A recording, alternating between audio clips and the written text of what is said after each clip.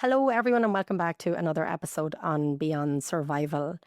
One of the things that I see most of my clients struggle with, and anybody that has grown up with a narcissistic parent, is that they really struggle to validate their own experience. They really struggle to have the words to identify what has happened because they've been gaslit for so much, they've been undermined, they've been devalued.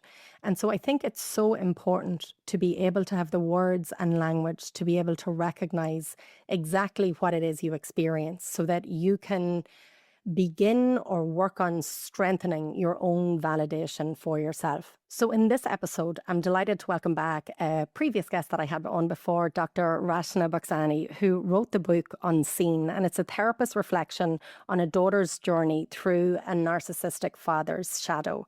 So firstly, Rachna, welcome back. Thank you for having me. I loved our previous conversation. Oh, great. I'm delighted. And we had such feedback from that. And your book has been well received by many. I had said in that interview, the last one we were talking, because there's obviously so much to talk about and so many different angles we can talk about when we're discussing the topic of narcissism and a narcissistic parent. But there was a part in the book in one of the chapters where you break down the many faces of narcissism. And I just thought that you explained this so well. And again, we're able to give people language for what they experienced. So I wonder maybe if we start with why that's important or why there's even so many faces and how differently narcissism can show up. And I think that's exactly why we need to talk about it, because narcissism shows up so differently. The problem with the DSM is that, I've always said it's a very narrow definition for a very big problem, because, it's looking at narcissism really just from the lens of the grandiose narcissist. But there are other kinds. And, if you don't know that, if you're not aware of that, then you can gaslight yourself into thinking that maybe this is not narcissism. So I think it's important to cover those things, and it's important to talk about those things just because narcissism can show up in such different ways. It can. And I think the grandiose narcissist is the one that people will be most able to identify with. And I think one of the reasons for that is because it's on display all the time for other people to see as well. So I think this is the one that's validated even from society. Like everybody will be able to recognize the grandiose narcissist. Yes. And yes, because it's loud, it's on your face, the entitlement, the charm, the charisma, and a lot of grandiose narcissists are successful people, right? So then there's the money and the fluff that comes with that. So it's easy to identify that they do talk about themselves all the time, or they do show up in very arrogant ways. But, not all narcissists show up like that. No, they don't. That when you're describing sort of the way I describe them is the big I am. Whatever you've done, I've done it better. If you've been to Tenerife, I've been to 11 Reef. It's always doing one better than you. And that's showboating. Even when you were doing like hand gestures, bigger, it's like the peacocking, it's the chest out, it's the grandiose, the person at the bar that's buying all the drinks and, they look as if they have a whole lot of friends around them. But actually the reality of that is that mightn't be true. But if you're watching on from this, or if you see this person, like you said, will look like they're charming. They will have loads of friends. They can be very successful in their careers because they don't care who they hurt or who they have to climb across to get where they're going. Obviously, we know there's no self-reflection, there's no empathy, there's no, maybe I shouldn't be stepping on other people to serve myself. Yes. Partly that's why they're successful, because they really don't care, how their actions affect other people. Yeah. Because narcissism is so nuanced and it shows up in so many different ways, I wanted that chapter to really help people understand that just because someone's not a grandiose narcissist, that doesn't mean they're not narcissists. Yeah. There's something that's interesting, I think, about the grandiose narcissist as well, because on the surface, they look so confident and so self-assured. But beneath that, and you write this, you say, beneath the bravado, there is a fragile self-image that is extremely reactive to criticism or failure. Their need for admiration is constant, and their tolerance for vulnerability is almost non-existent. When life pushes back, when they fail, lose control, or feel unseen, their reactions will be sharp. Anger, blame, defensiveness, or emotional withdrawal are common. They cannot tolerate the feeling of not being special. I think one of the biggest misconceptions about narcissists is that they love themselves. They Yes. actually don't, right? So they hate themselves. They are disgusted by themselves, and then they spend their whole life trying to cover that. Because what they don't want is for other people to see what they see themselves as. Yes. So now, the minute somebody says something that alludes to, okay, but you're not perfect or you're not that great, that creates that shame rage cycle. And one of their go tos is always going to be the rage because they get so angry, but the anger is coming from shame. How can Yes. someone look at me in the way that I know I am? And that's the projection of shame, isn't it? Because they can't tolerate that and reflect. And I think that part where you said about feeling the reaction if they're feeling that they're not being treated like they're special. And I think that's one of the things that it moved away in terms of diagnostic criteria is between the binary overt and covert, because all narcissists will have this grandiosity. Even if they're playing the victim, they want to be treated as special. And that's the part that I think is really important for people to know as we're going through the different phases that you talk about, is that grandiosity is there at its core of narcissism because they want to be centered. They want the whole world to revolve around them. They believe it, they think it, and that's how they want you to act. So the grandiosity is there in the traits. It's one of the 5 main traits, but you break down then how this shows up. So one of those, okay, that we mentioned, which was the grandiose narcissist. What's the other phases of narcissism that you see? The other one is what we call a communal narcissist. They will do for society. They are there attending charity events, doing everything for the public and the good of humanity.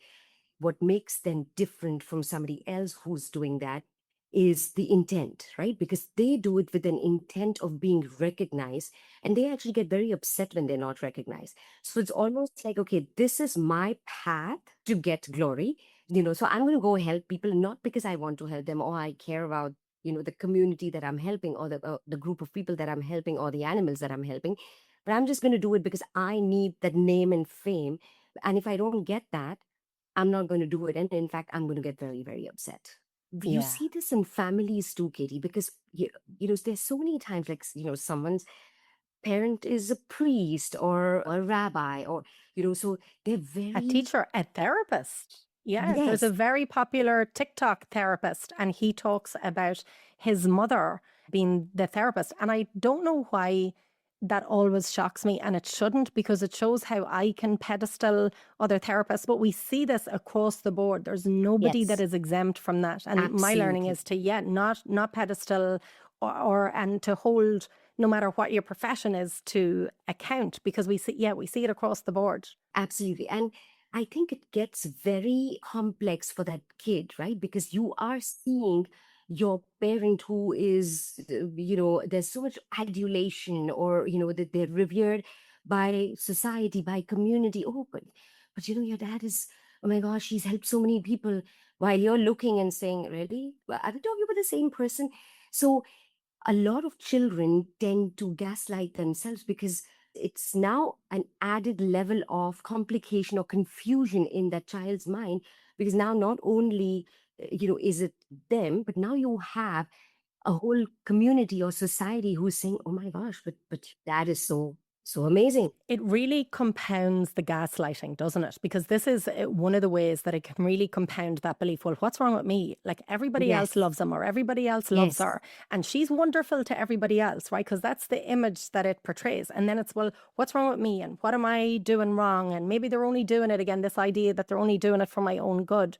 But we see this really distinct difference between the behavior that's done to the public, the image, the face that's done to the public, and then the behavior behind closed doors or what's done in private.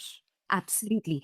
I hope this validates children in your audience who might have had parents who overtly were very giving to the community and, Yeah. making a difference and helping, but then at home they were monsters. Yeah, there's one thing that you say when you're talking about them, and as you mentioned, right? So that this could be somebody that's in religion, it could be a priest, a pastor, anybody that's in the community, a nurse, charity events, a therapist, all of that. But again, back to this point where the perception from somebody onlooking is that they are caring. And you say this, that their empathy is performative, meant for public consumption. Those closest to them rarely experience the same kindness. There's something in that I think that is deeply validating, to recognize that that isn't kindness when it's not given with empathy. It's transactional. It is for their own. When I think of that, I think of supply, right? That what you said, like that adoration. I'm doing this to get something for me, because without it, if nobody's looking, if nobody's praising me, if nobody's rewarding me, if I'm not getting the attention that I desire, I'm not going to do it anymore. So it's not coming from that place of that compassionate empathy. But it's a performance. Yeah. So it looks it. Because they know, again, we've talked about cognitive empathy, and they do have cognitive empathy. So they do know this is a place where I should probably display some empathy, and they will. They can put on that act. This is important because this is a question that I get asked all the time. Do they know what they're doing? If they didn't know, then they would not be putting on an act. Yes. So it's as simple as that. Even as far as cognitive empathy is concerned, they're making choices of their behaviors all the time. Yeah. The question I ask people is, why did they not do it in public? And then you can see people, it's like dawn and going, oh yeah, because they knew it was wrong. They knew they would be judged. They knew the reaction they would get. I think that's the part that keeps people, well, one of the reasons that can keep people hooked. Well, they don't mean it. Like they don't really mean it. They don't know what they're doing. Narcissism may not be a choice. Being born with certain traits and certain temperaments may not be a choice. My behavior is always going to be a choice. So what I do with that and how it translates into my behavior, that's always going to be a choice, Katie. So even if it is a physiological response to something, I don't need to act on it. That behavior is always going to be a choice. I think that's just going to, again, validate so many people. And then also for somebody that's maybe in the beginning or middle of this journey, be so hard for somebody to comprehend and digest. The cognitive dissonance is going to be there. So I don't want to infantilize the listeners in any way. I just want to recognize that and recognize that difficulty, but also the power in it, the power in recognizing and hearing the truth and the reality of what you're facing, so that this podcast is in no way going to gaslight you any further into having to tolerate or accept abuse in any form. Okay, so let's go on then to another phase that you talk about. Okay, so then we have the self-righteous. Fascinating. They have a moral code that's very, very strong, and they hold themselves to those codes. But the problem is they hold everybody else to those codes too, right? So you have to behave the way I deem morally correct. And if you don't do that, that's a problem. Like I have no tolerance or patience for that. So I'll give you an instance. So the Indian film industry is called Bollywood. There was this really famous actor who, and this was when I was in Dubai, he had come because they were doing a shoot for a movie. So, we were able to go see him. We were really excited. We, as in me, my sister, and my sister, she just had a newborn. So we go there and we were waiting and waiting and waiting. Of course, while this guy was doing what he was doing, he was, shooting some scenes or whatever. At some point, the baby started getting hungry. So my sister started feeding the baby. And while she was feeding the baby, this actor fellow gets a little break and he's like, okay, go ahead, come on, let's do the photographs or whatever. My sister was feeding her child. He had zero tolerance or patience for the fact that his time or the time of the shoot, because there was only few minutes that he had allotted to, okay, we're going to take pictures. It didn't matter. You can take that baby away. It doesn't matter if the baby's crying and the baby is hungry. But now that we have this time, the time that I'm ready to sacrifice, because then I have to get back to shoot, you need to follow suit. And he was so arrogant and so rude and made my sister feel so bad that I actually got up and said, I don't need a picture. We're good. You're not even a good human being. So at that point, it was almost like So you want us, because I guess you would have done that, but now you're holding everybody else to that standard that you guys have to behave like that. Otherwise, you're not good enough. Can I just say the validation for what you did for your sister in that moment? Because when I think of this in terms of family with the self-righteous narcissist, and when they are standing there, I nearly think at the altar pontificating, right? Although I'm not talking about a priest here, but that they're right and you're wrong. And that part where the person on the receiving end of that, right, feels small, humiliated, insignificant, that what they're doing doesn't matter. And I mean, the audacity, because the fact that your sister is here feeding then an infant that is helpless, just the audacity, the entitlement, and the grandiosity of the narcissist, it really knows no bounds. But the difference in that moment, her having somebody healthy to her side, that you say, no thanks, basically I'm not being a part of this. Because often, and I'm wondering if you see this in your practice, that with siblings, because they're pitted against each other and because they are so scared of being on the receiving end of the narcissist's wrath, that in that moment, a sibling will side with their narcissistic parent, with the self-righteous narcissist, with the covert narcissist, with the grandiose narcissist. They will side with them and can even berate the child themselves. And when I say child, I mean young child or adult child, and then further traumatize them. It's another traumatic layer. I often say that in narcissistic family systems, the sibling relationships are doomed. Actually ever go on to see siblings get along that have come from narcissistic family systems, it's actually extremely rare. Throughout their life, it's the survival of the fittest. The other thing is a narcissist believes in divide and conquer. So they do, as parents, they do an amazing job just keeping the siblings away from each other. The highest chance for someone to actually play a role that is effective in some way is roles like the truth seer, because they understand the craziness of the system and they don't subscribe to it. So if we have hope in any, I think it's those truth seers that I really want to give a shout out to them, because it's not an easy role. It's not easy to see this from day one, not know what is going on, but still hold on to that authentic self of yours and believe. And then whether they go on to become the truth teller or not, but the fact is they're able to see this and they don't subscribe to that system. So that takes a lot of courage. You're absolutely right. What you're describing there, the scapegoat, if they go on to actually be the truth teller. I think of the emotionally parentified child where they have such high empathy and cannot stand for the injustice. And that's typically the one that will go on then to be the truth speaker against it and won't be able to tolerate. So you're 100% right. When I was thinking of that, it was for that scapegoat that they will rarely have the sibling stand up for them. And so that was the position that I was putting in it. But that's so important because they will have been the ones that did this for their siblings. And it's a compounded layer nearly of unfairness that this was never done for them. But no, hugely important. And it takes huge courage, because the truth speaker then, the one that eventually will speak out, not only will they experience the wrath of their narcissistic parent, the enabling parent, they will also then see this, what you're talking about, the relationships being doomed from siblings, is that they will be turned on and they lose so many of their immediate family, extended family. So yes, they are the ones that have stood up for other people as well. And oftentimes, I think it's the truth tellers who ultimately become the scapegoats or the black sheep of the family, because the narcissist cannot tolerate anyone actually seeing through them. Okay, then we have the neglectful narcissist. It's that parent or person who just doesn't even recognize the existence of another person. For them, you don't exist. There's nothing that you bring to the table that is of any value to them, unless there is. But otherwise, it's really just all about them. They don't have an awareness for the needs of anybody else other than themselves.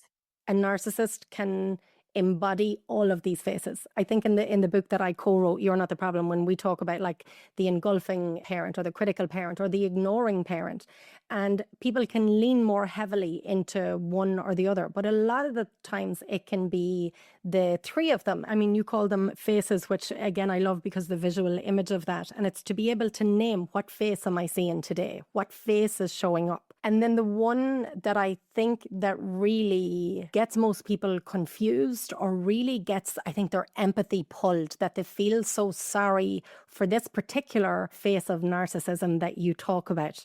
I'm going to throw it back to you. And yeah, so what do you call this face of narcissism? We use different terminology, and sometimes we use both. We use the vulnerable, we use the covert. Sometimes it's like a vulnerable covert. It just shows up differently. While there is that entitlement, there might not be that larger than life or the charismatic self. That's absent in these people. This is a person who is victim mentality, woe is me, the world is against me. If only they knew how special. They really want to be special. So they have all the other characteristics. So the entitlement, the arrogance, all of that is still there. This just shows up differently because you don't have the grandiose. You don't have that person who's larger than life. You can mistake them almost for being introverts, but they're actually a little socially anxious because they're so worried about how they're being perceived and judged by other people that they actually are anxious in social settings. I see that the covert narcissist typically shows up more predominantly in women. So I would see that in the mothers when people are coming. That's not to say that there can't be an overt presentation, but that typically the narcissistic father can be more overt in terms of his dominance and control, and even in terms of patriarchy, that they can get in touch with their anger and dominate.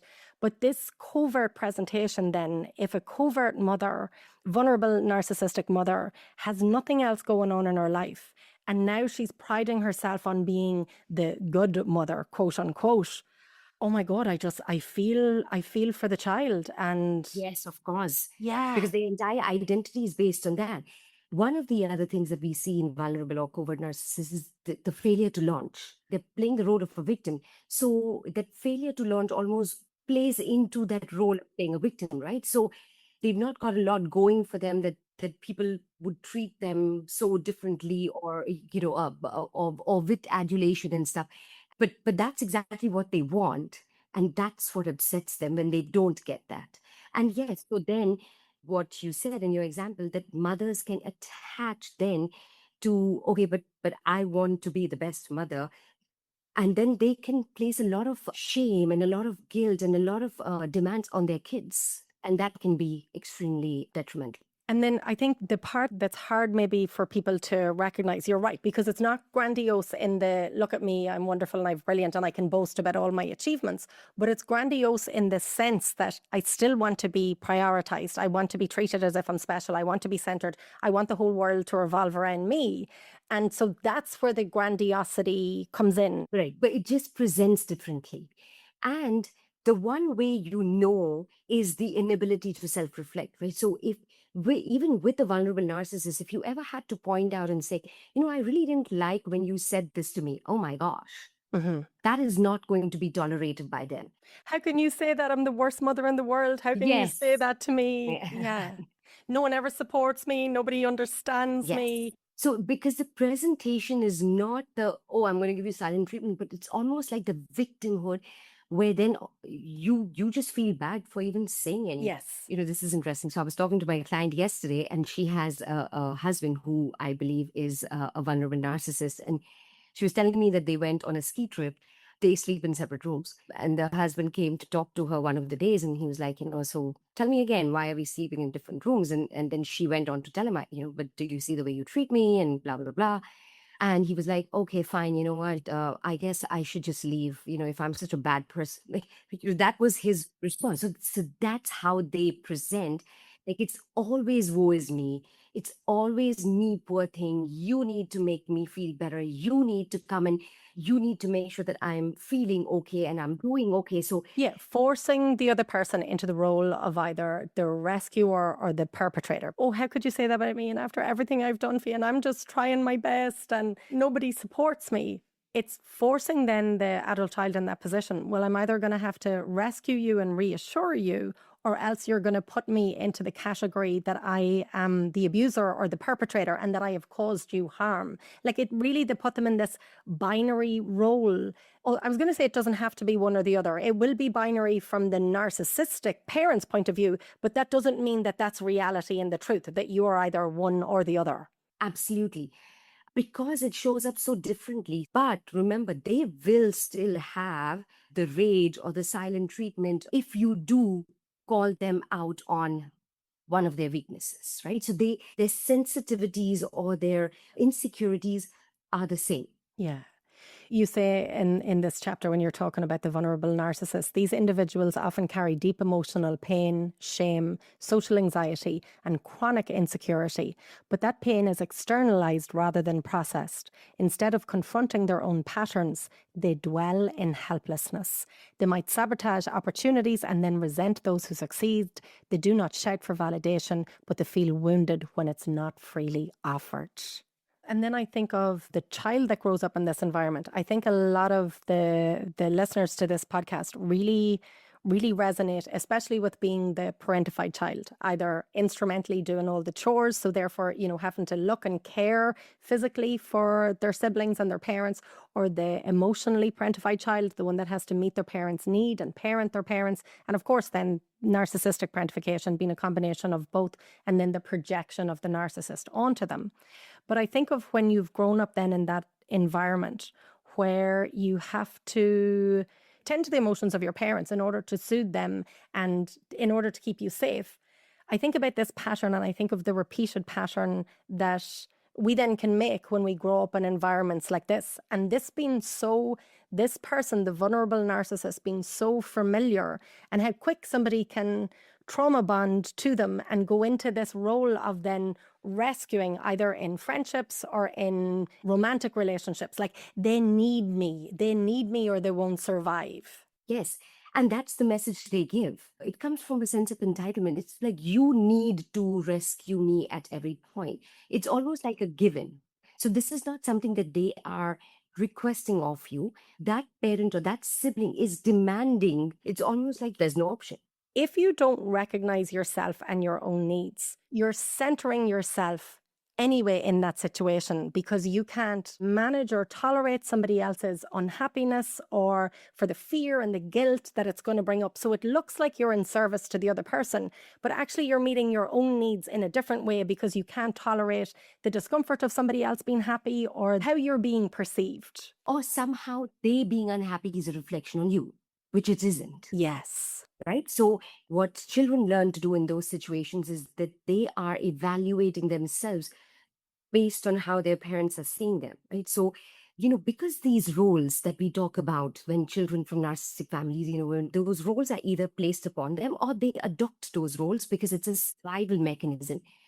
When it is a survival mechanism, it's very hard to let go of those survival mechanisms, because it's almost like the survival of your emotions or your emotional health and your being depends on you having these patterns and following these traits and performing these behaviors. But you had to do it growing up, and so now it gets into your other relationships.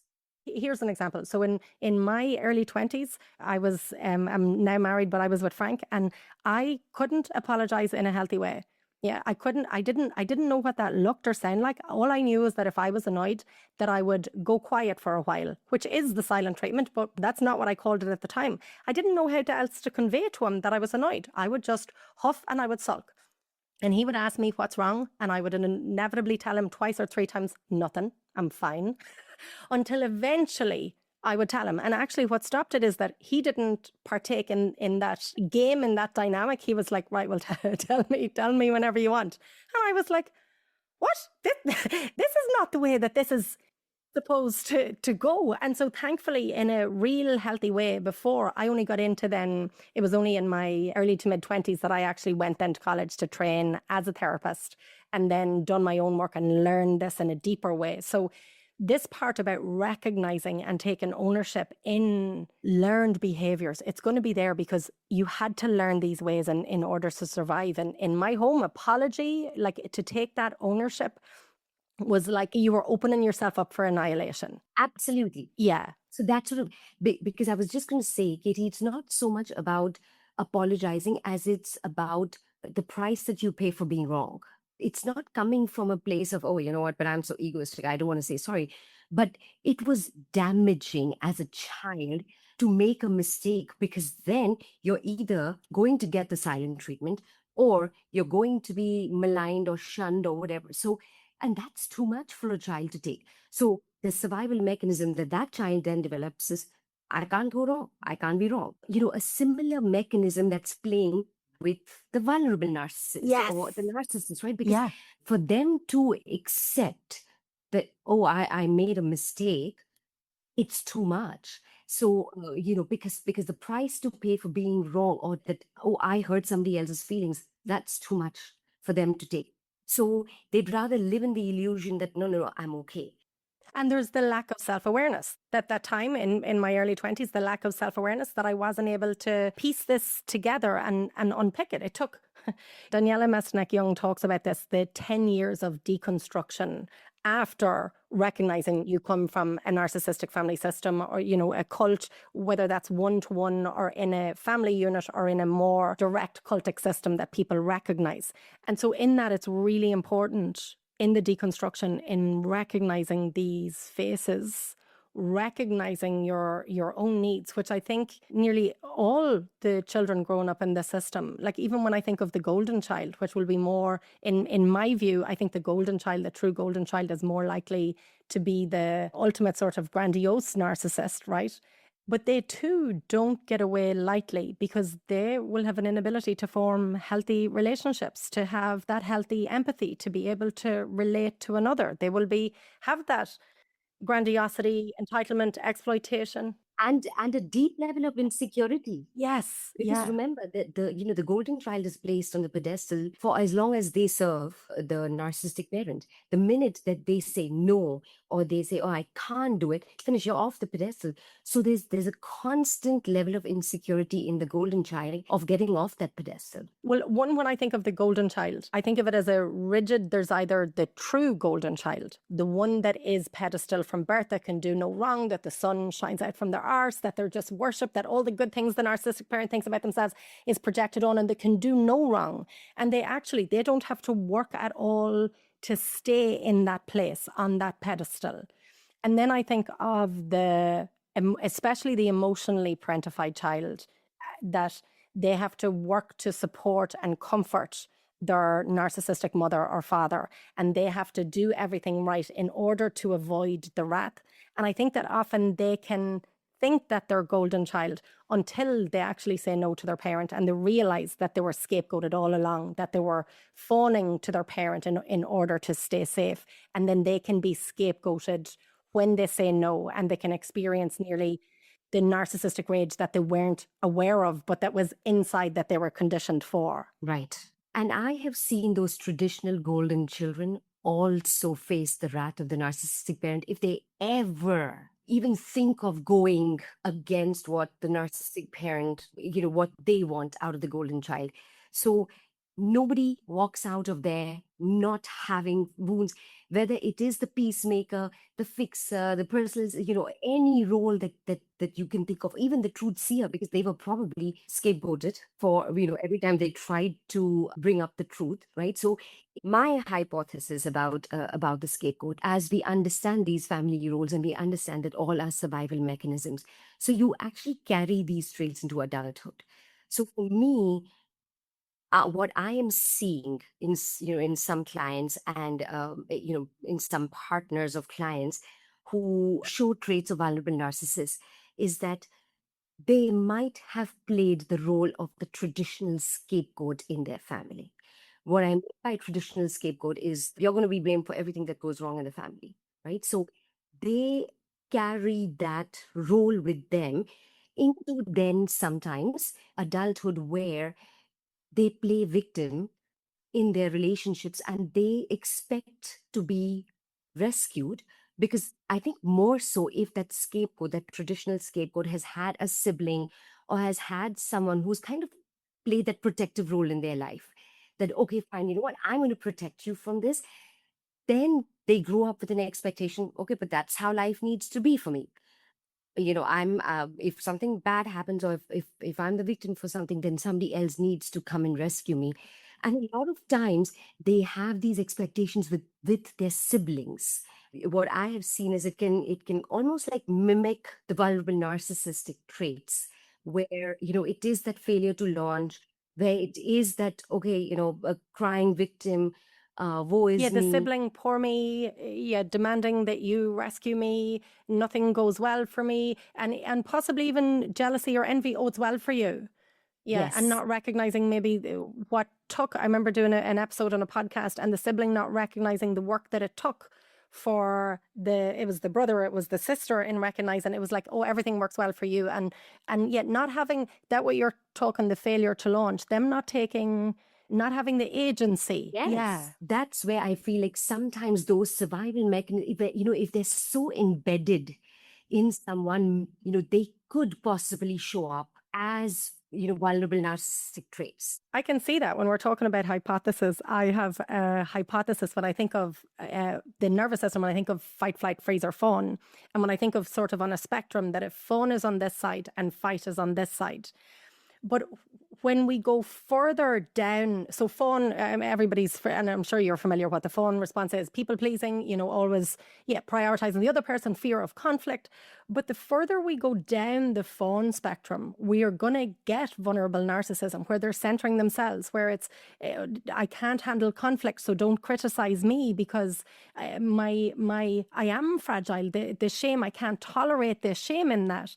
And this is where self-awareness really comes in to work on this. I see the other side of this with the fight response, that actually, if we keep going further in the fight response, like that hyper independence, I actually think that we get here towards grandiose narcissists. So the hyper independence, which is, I'm fine and keep everybody at a distance, I don't need anybody else. But the more that somebody goes into that, that's very narcissistic. I don't need anybody else. Fuck you. I'll manage on my own, and having such a lack of empathy. So I see these kind of going back full circle, if you will. Yes, absolutely. If we talk about the scapegoat child who may have traits of vulnerable narcissists, they really do have a lot to offer. I just don't think, but again, because their protective parts are so strong that they've not even gotten out to explore that, okay, I actually could do this and I could have agency and I could actually get to that place where I can be proud of myself. So, but they don't give themselves that chance. So I think, if we can recognize, or if we can, like sow that seed that maybe, again, not for everyone, but, could this be what's going on?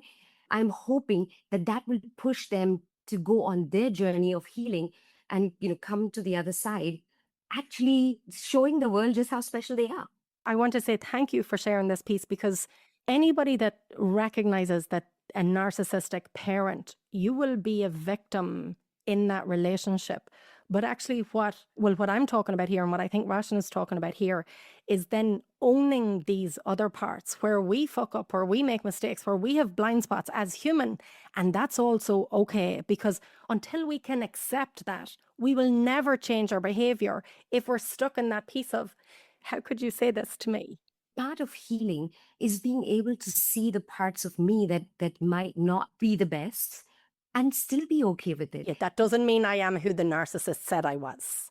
Absolutely. And again, listen, it's scary.